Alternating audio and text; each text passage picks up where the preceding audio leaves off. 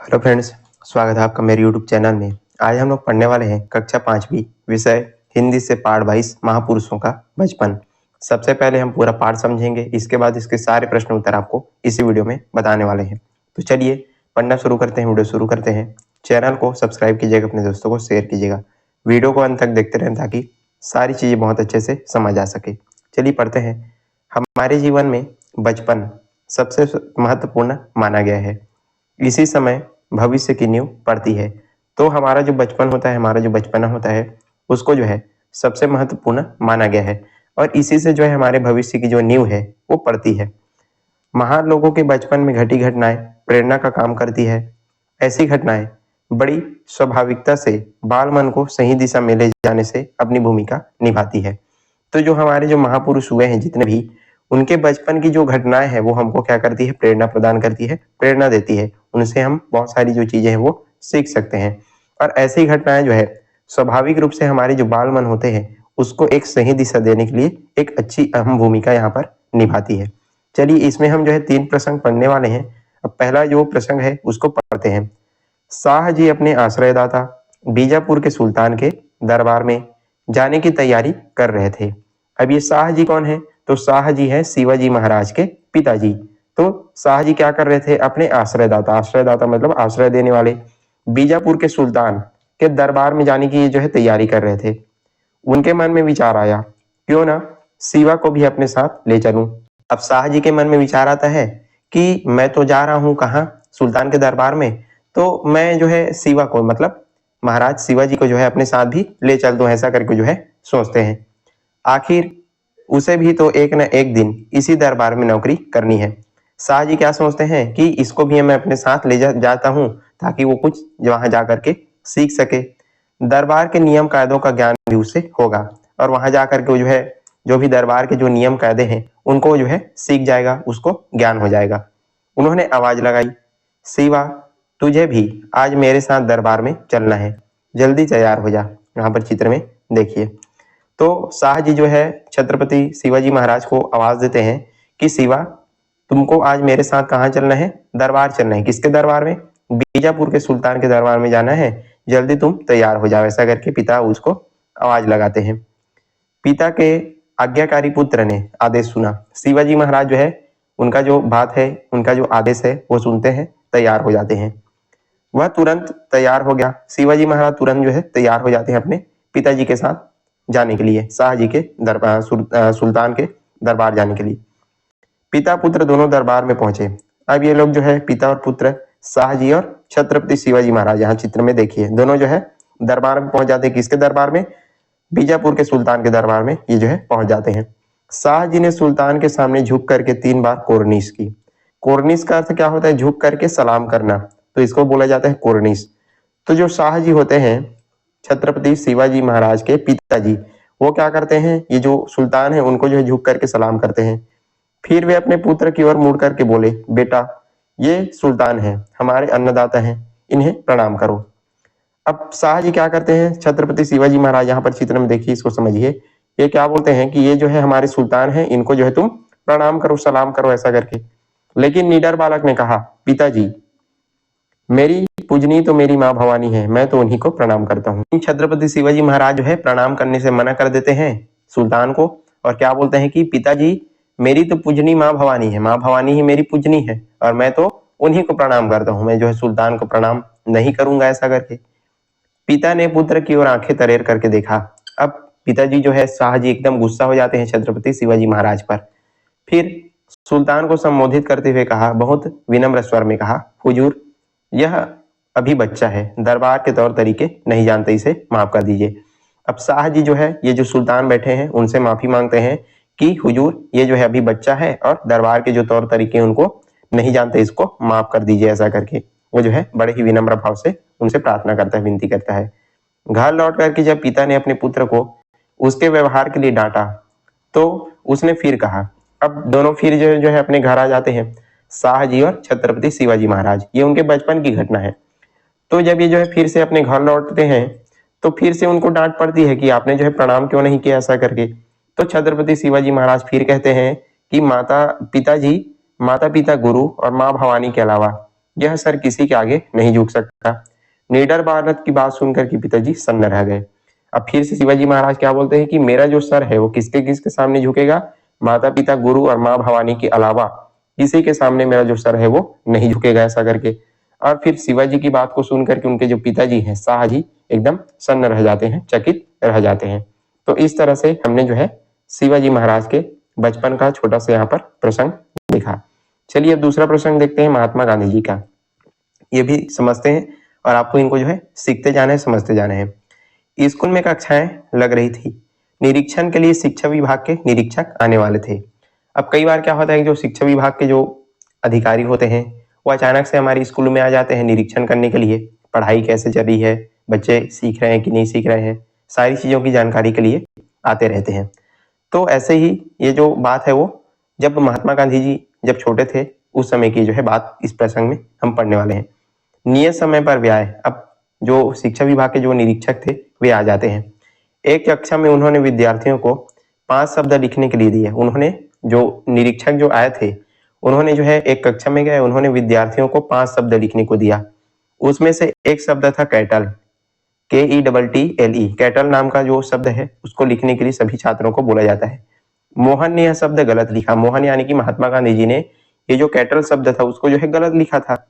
अध्यापक ने अपने बूट से ठोकर देकर इशारा किया कि आगे बैठे लड़के की स्लेट देख करके सब ठीक कर ले। अब जो महात्मा गांधी जी के जो टीचर थे वो महात्मा गांधी जी को इशारा करते हैं थोड़ा सा उसको कि आप जो है क्या करो, आपने जो है गलत लिखा ये शब्द, तो थोड़ा सा अपने साथी को देख करके नकल कर लो, ऐसा करके। आगे बैठे जो लड़का है उसकी स्लेट को देख करके तुम जो शब्द गलत लिखे हो कैटल उसको सुधार लो करके। मोहन ने नकल नहीं की। मोहन जो है नकल नहीं करता, महात्मा गांधी नकल नहीं करता। तो यहाँ पर खुद शिक्षक जो है क्या कर रहा है, अपने छात्र है उसको नकल करने के लिए बोलता है, लेकिन जो छात्र है महात्मा गांधी जी मोहन वो नकल नहीं करता। वह तो सोचता था कि परीक्षा में अध्यापक इसलिए होते हैं कि कोई लड़का न नकल कर सके। मोहन को छोड़कर सब लड़कों के 5 शब्द सही निकले। अब महात्मा गांधी जी मोहन इनको छोड़ करके सभी बच्चे जो का जो शब्द था वो सही होता है, सिर्फ महात्मा गांधी जी के जो शब्द था कैटल वो गलत निकलता है। उस पर अध्यापक भी नाराज हुए, लेकिन उसने दूसरों की नकल कभी ना सीखा। तो अध्यापक जो है थोड़ा सा नाराज होते हैं, लेकिन महात्मा गांधी जी कभी भी दूसरों की नकल नहीं की है और उन्होंने जो है सच्चाई का साथ दिया। मोहन क्या सोचते हैं कि जो अध्यापक होते हैं वो कोई नकल मत करे इसलिए रहते हैं, लेकिन यहाँ पर जो अध्यापक थे उनको नकल करने के लिए बोल रहे थे, लेकिन उस टाइम भी जो महात्मा गांधी जी थे वो नकल नहीं करते। फिर है तीसरा प्रसंग, चलिए देखते हैं। विद्यालय लगा था लेकिन एक कक्षा में कोई शिक्षक नहीं थे। अब जो है विद्यालय लगा था, स्कूल लगा था, लेकिन एक क्लास में जो है कोई भी टीचर नहीं था, क्लास जो है खाली था। उस कक्षा के कुछ विद्यार्थी बाहर टहल रहे थे, कुछ कक्षा में बैठ करके मूंगफली खा रहे थे। अब क्या होता है, कुछ जब क्लास नहीं लगा रहता तो कुछ जो विद्यार्थी हैं वो बाहर ऐसे ही घूम रहे थे और कुछ जो छात्र है क्या कर रहे थे, कक्षा में बैठ करके मूंगफली खा रहे थे। वे मूंगफली के छिलके वहीं कक्षा में फेंक रहे थे। अब क्या होता है, जो बच्चे जो है मूंगफली खा रहे थे वो क्या करते थे, मूंगफली खाते थे और छिलके को वहीं क्लास में फेंक देते थे अपने। शिक्षक कक्षा में आए और कक्षा में मूंगफली के छिलके बिखरे देख करके बहुत क्रोधित हुए। अब जो टीचर आते हैं, क्लास में आते हैं और मूंगफली का जो छिलका है उसका कचड़ा को देख करके बहुत ज्यादा गुस्सा हो जाते हैं। उन्होंने पूछा कक्षा में मूंगफली, टीचर जो है यहाँ पर आकर के पूछता है कि जो मूंगफली है उसका छिलका जो है किसने फैलाया है क्लास में करके। किसी विद्यार्थी ने कोई जवाब नहीं दिया। कोई भी विद्यार्थी जवाब नहीं देता, कोई भी नहीं बताता कि किसने मूंगफली का छिलका फैलाया है। शिक्षक ने दोबारा वही प्रश्न कठोरता से किया, किंतु फिर भी किसी छात्र ने कोई उत्तर नहीं दिया। शिक्षक जो है सभी छात्रों से पूछता है कि जो मूंगफली का जो छिलका है क्लास में किसने फैलाया है, लेकिन कोई भी छात्र उत्तर नहीं देता, जवाब नहीं देता और जो टीचर था वो बहुत ज्यादा गुस्सा हो गया था। अब की बार शिक्षक ने हाथ में बेत लेकर के कहा, अगर सच सच नहीं बताया तो सबको मार पड़ेगी। वे एक छात्र के पास पहुंचे और उससे बोला, मूंगफली के छिलके किसने फेंके हैं। अब टीचर जो है सबको बोलता है कि यदि किसी ने जो है नहीं बताया कि ये जो मूंगफली का छिलका है किसने फेंका है तो मैं जो है सभी को मारूंगा, ऐसा करके। और वो जो है बेत लेकर के सबको जो है पूछने लगता है और एक छात्र के पास जाता है, पूछता है कि मूंगफली का छिलका जो है किसने फेंका है। जी मुझे नहीं मालूम, छात्र ने उत्तर दिया। अब छात्र बोलता है कि सर जी मुझको नहीं मालूम कि ये जो छिलका है किसने फेंका है, ऐसा करके। तो टीचर उसको जो है सटाक सटाक 2 बेत उसके हाथों में पड़े। अब सटाक सटाक उसको जो है दोनों हाथों में उसको मार पड़ जाती है। छात्र तिलमिलाकर रह गया, छात्र एकदम तिलमिला जाता है, एकदम बहुत ज्यादा दर्द होता है। शिक्षक दूसरे तीसरे चौथे छात्र के पास पहुंचे। अब एक एक करके जो शिक्षक रहता है वो सभी छात्रों से पूछता है और पूछता था कि किसने फेंका है ऐसा करके, और छात्र बोलता था कि हमको नहीं मालूम, तो सभी को जो है मारने लगता है। सभी से वही प्रश्न किया, सभी छात्र का उत्तर था मुझे नहीं मालूम। सबके हाथों पर सटाक सटाक की आवाज हुई। सभी जो टीचर था वो सभी बच्चों को यहाँ पर मारने लगता है अपने बेत से। अब शिक्षक पांचवें छात्र के पास पहुंचे। अब शिक्षक जो है पांचवें नंबर का जो छात्र था उसके पास पहुंचता है, उससे भी वही प्रश्न किया। फिर से शिक्षक पूछता है कि जो मूंगफली का छिलका है क्लास में किसने फैलाया है। छात्र ने उत्तर दिया, श्रीमान जी, न तो मैंने मूंगफली खाई न छिलके फेंके। मैं दूसरों की चुगली नहीं करता, इसलिए नाम भी नहीं बताऊंगा। मैंने कोई अपराध नहीं किया है, इसलिए मैं मार भी नहीं खाऊंगा। अब पांचवा छात्र क्या उत्तर देता है, श्रीमान जी, सर जी, मैंने जो है न मूंगफली खाई है, मैंने मूंगफली नहीं खाई है और ना ही इसके छिलके फेंके हैं, और मैं जो है दूसरों की चुगलियां नहीं करता, दूसरों की जो चुगलियां हैं वो मैं नहीं करता, इसलिए मैं नाम भी नहीं बताऊंगा, और मैंने कोई अपराध किया भी नहीं है, इसलिए मैं मार भी नहीं खाऊंगा। आप जो है बिना मतलब का जो है सभी लोगों को मार रहे हैं, और मैंने तो कोई अपराध नहीं किया है, न मैंने मूंगफली खाई है और न ही छिलका फेंका है, इसलिए मैं मार भी नहीं खाऊंगा। ऐसा करके जो पांचवा जो छात्र है वो अपने टीचर को जवाब देता है। शिक्षक छात्र को लेकर के प्रधान अध्यापक के पास पहुंचे। अब ये जो टीचर रहता है एकदम गुस्सा हो जाता है, मैं पूछ रहा हूँ और ये जो है इधर उधर का उत्तर दे रहा है ऐसा करके, और गुस्सा होकर के उस छात्र को प्रधान अध्यापक के पास ले जाता है। प्रधान अध्यापक ने सारी बात सुन करके बालक को विद्यालय से निकाल दिया। अब क्या होता है, जो प्रधान अध्यापक रहता है वो सारी बातों को सुनता है और फिर उस बालक को विद्यालय से निकाल देता है। बालक ने घर जाकर के पूरी घटना अपने पिताजी को कह सुनाई। अब जो छात्र रहता है, जो बालक था, वो घर जाता है और अपने पिताजी को स्कूल में जो भी घटना हुई है उसके बारे में बताता है कि मैंने जो है मूंगफली नहीं खाई थी, फिर भी जो है मुझको मारा जा रहा था, और मैंने जब इसका विरोध किया तो मुझको जो है स्कूल से निकाल दिया गया। दूसरे दिन पिताजी बालक को लेकर के विद्यालय में पहुंचे। अब फिर अगले दिन जो पिताजी रहते हैं उस बालक के, वो स्कूल पहुंच जाते हैं, विद्यालय पहुंच जाते हैं। तेजस्वी पिता ने प्रधान अध्यापक से कहा, मेरा पुत्र असत्य नहीं बोलता। अब जो पिताजी थे वो बोलते हैं कि मेरा जो पुत्र है, मेरा जो बेटा है, वो झूठ नहीं बोलता, असत्य नहीं बोलता। वह घर के अतिरिक्त बाजार की कोई चीज खाता नहीं है, मतलब वो जो है सिर्फ घर का जो जो भी है वो खाता है, बाजार से जो भी बाहरी जो चीज है वो नहीं खाता। उसका आचरण बहुत ही संयमित है, मतलब बहुत ही आचरण अच्छा है, बहुत, मेरा बेटा बहुत ही बढ़िया है।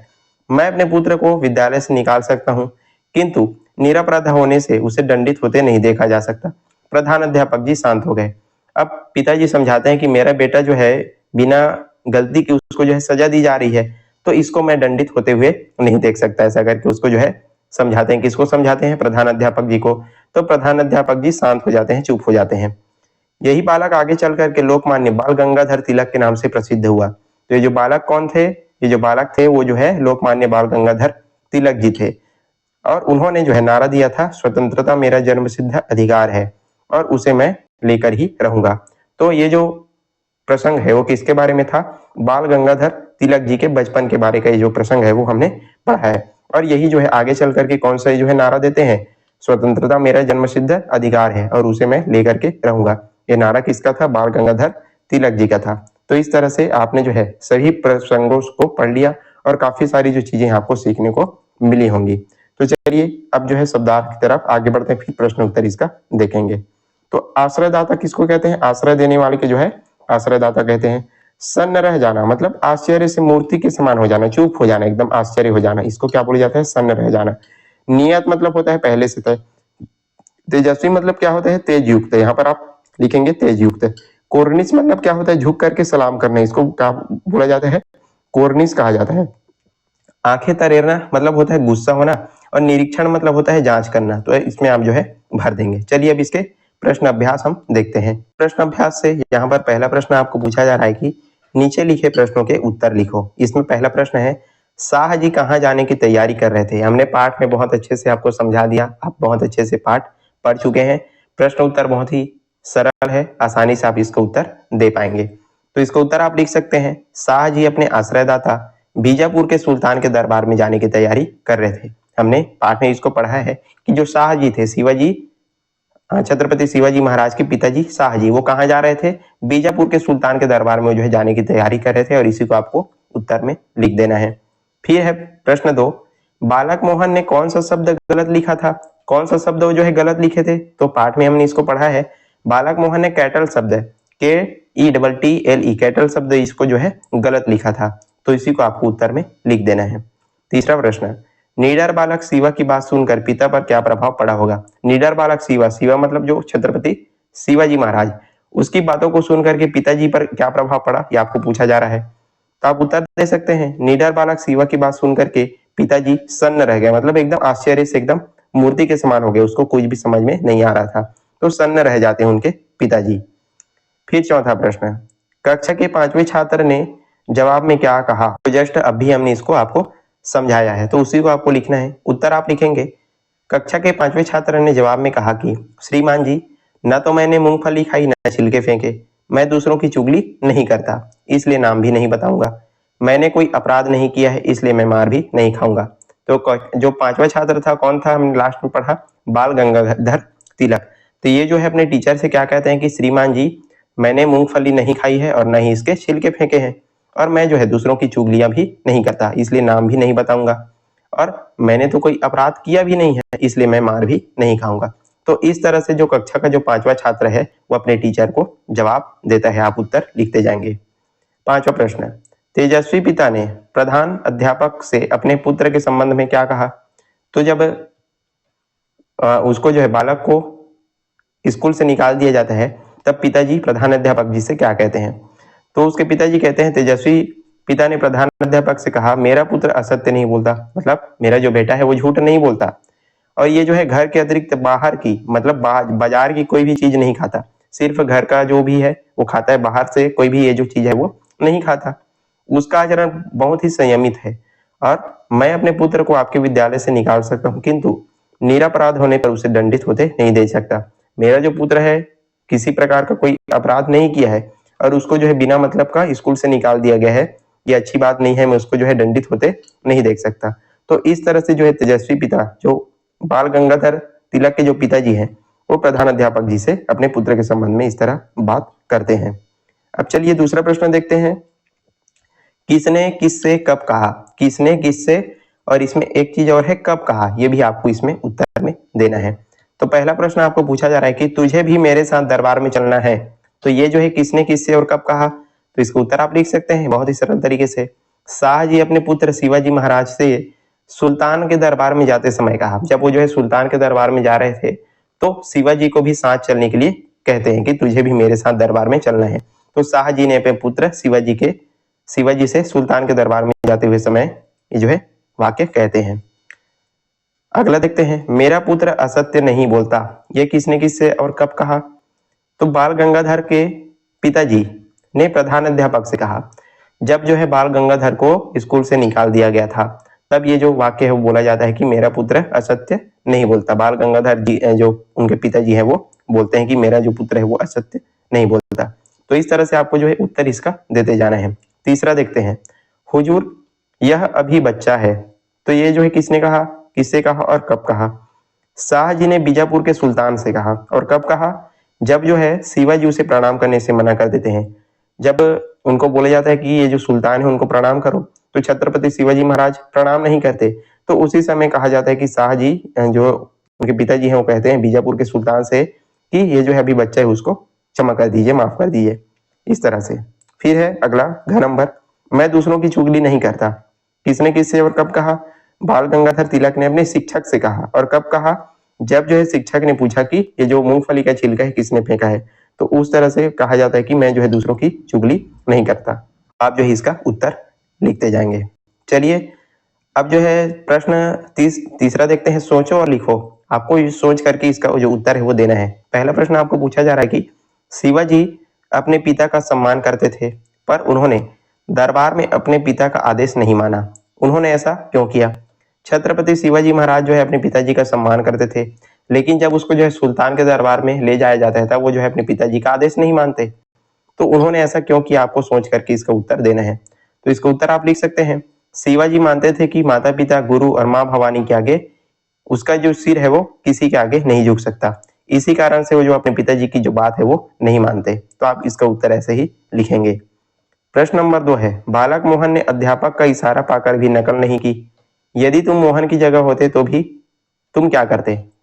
तो बालक मोहन जो प्रसंग हमने दूसरे में पढ़ा, महात्मा गांधी जी को जो है नकल करने के लिए कहा जाता है, फिर भी वो जो है नकल नहीं करते।